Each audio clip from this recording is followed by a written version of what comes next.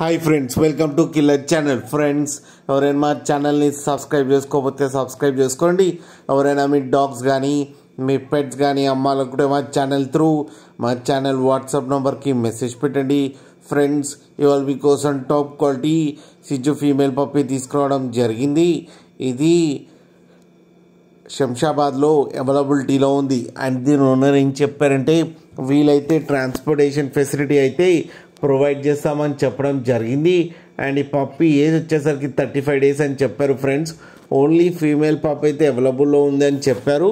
And each female పప్పీకి వచ్చి 10,000 rupees అయితే demand చేస్తున్నారు.